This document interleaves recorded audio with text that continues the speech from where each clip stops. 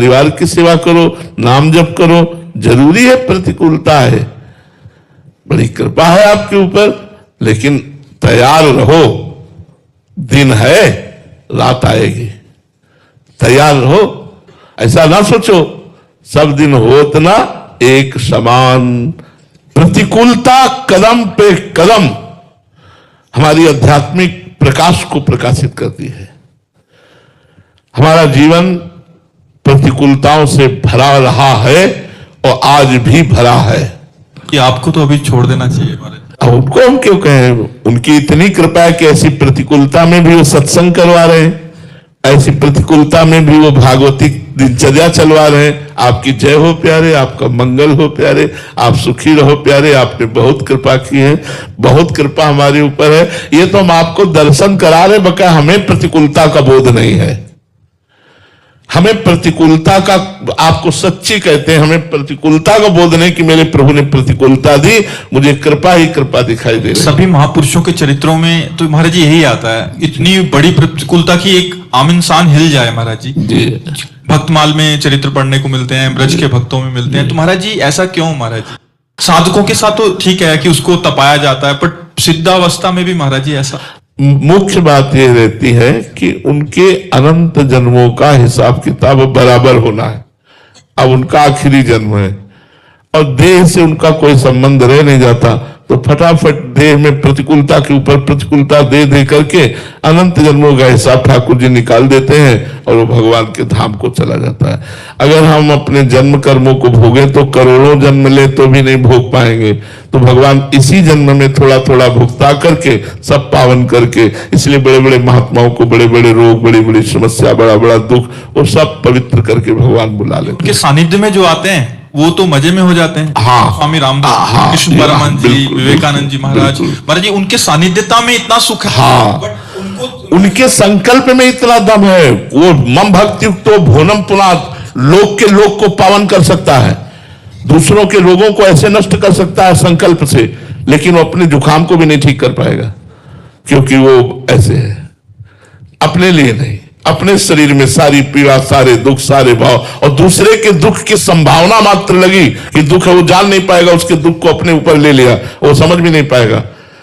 सब अगर समझ जाए तो फिर उनके लिए बिक जाए कि हमारे को इतना प्यार करते हैं, समझने ही नहीं देते संत महापुरुष, और दूसरे के प्रारब्ध को लेकर अपने शरीर में भोग करके, अपने शरीर के प्रारब्ध को भोग करके और भगवान के धाम को जाते हैं। इसलिए संतों को सबको ही नमन करता है कि वो दूसरों के पापों का नाश करते हैं, दूसरों के प्रारब्ध को स्वयं भोगते हैं और भगवान को रिझा करके, भगवान के यश का गान करके, भगवान में परम तृप्त होते हैं, आनंदित होते हैं, शरीर छोड़ते हैं। महाराज जी इसमें एक, जैसे महाराज जी महापुरुष जन के जो सानिध्य में रहते हैं, जो उनके आगे कोई उनके कष्ट आए सामने किसी शरणागत के यहाँ, तो वो महापुरुष इतने कृपालु हैं कि उनका समाधान कर देते हैं, अगर वो भी सही नहीं है तो।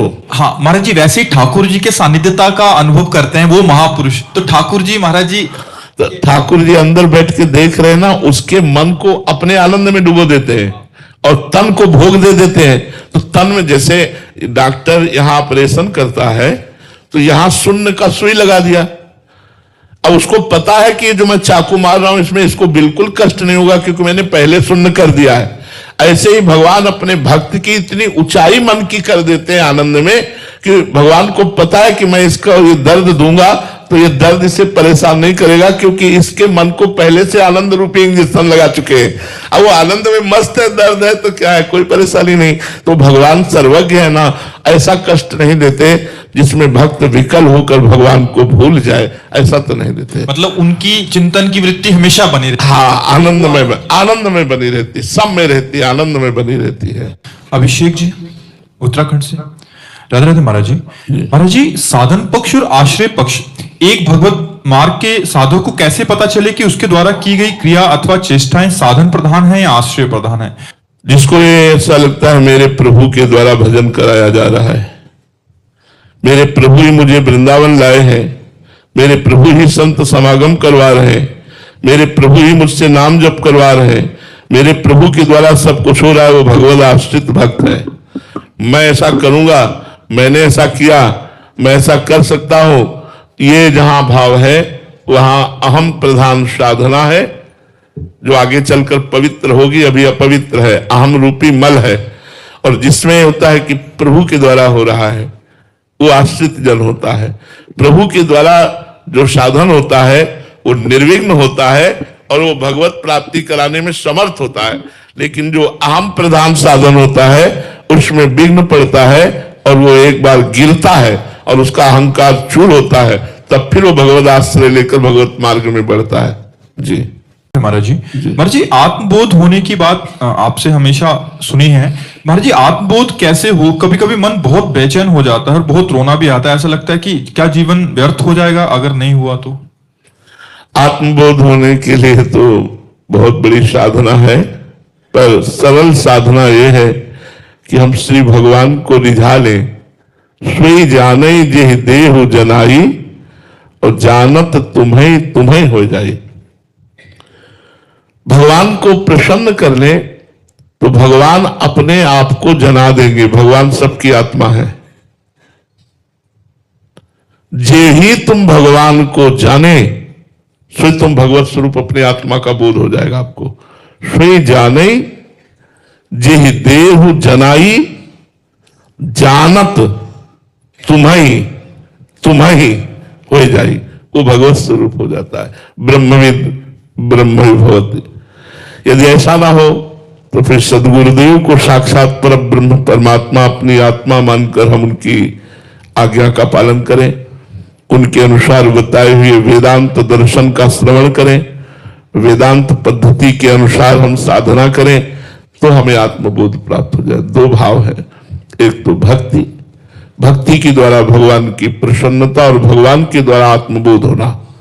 एक गुरुदेव की भक्ति, गुरुदेव के द्वारा सांख्य योग का उपदेश, वेदांत दर्शन का उपदेश, उसके चिंतन मनन के द्वारा स्थूल सूक्ष्म शरीर तीनों कारण शरीर, तीनों शरीरों का राग त्याग और निरंतर अपने स्वरूप में स्थिति, ये दोनों मार्ग हैं। मार्ग में चलने के लिए सदगुरुदेव का वर्ण करना अत्यंत अनिवार्य है। लवप्रीत सिंह जी पंजाब से। राधे महाराज जी।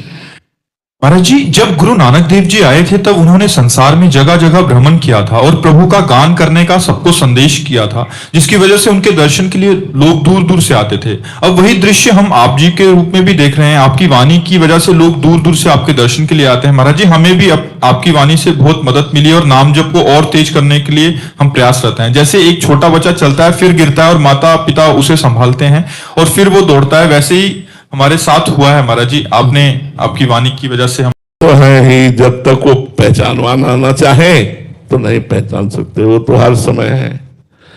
कहो सो कहां जहां प्रभु नहीं, सब रूपों में है, लेकिन पहचानने वाली दृष्टि वो दे दे। कोई सूझ वाली आंख ने पहचान की, कण कण में झांकी भगवान की।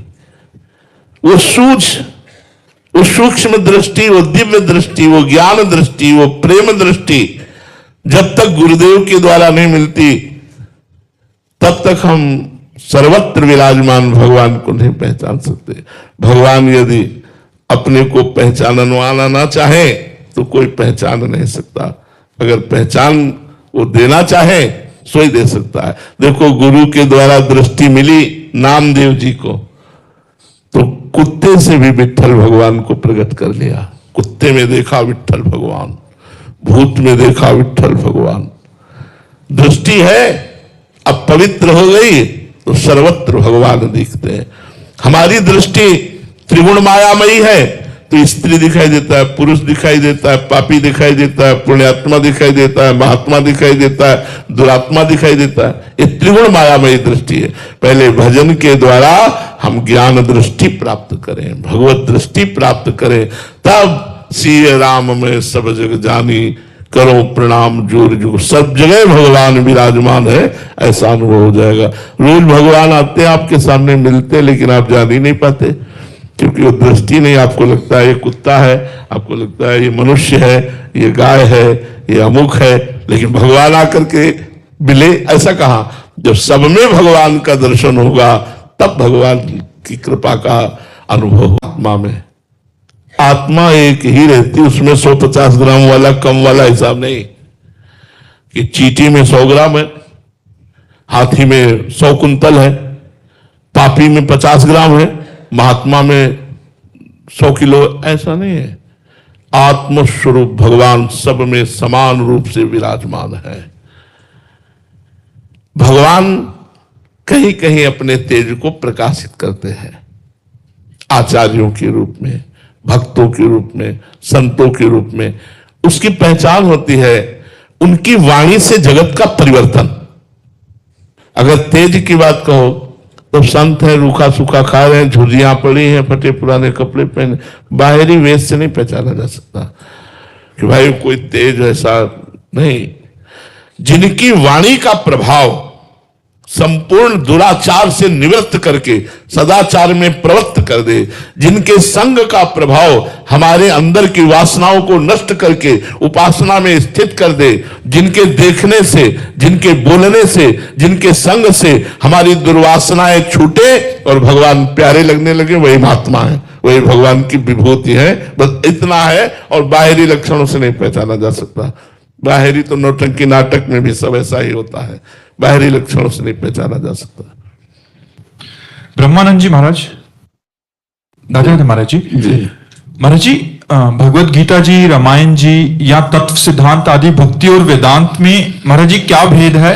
इनका विचार एक है या अलग अलग है महाराज जी? थोड़ी दूर तक साधना एक है, कुछ साधना एक है। जैसे पांचों ज्ञानेंद्रियों को मन के सहित परमात्म चिंतन में लगाना, ये प्रारंभ से होगा सबका, क्योंकि आत्मचिंतन में तो बाद की बात है, पहले परमात्म चिंतन में लगाना। इसीलिए गुरु जी मंत्र देते हैं, मान लो प्रणव है, सोहम है, अहम ब्रह्मास्मि है, ज्ञान में इधर भगवान का नाम है, मंत्र है, उपासना है।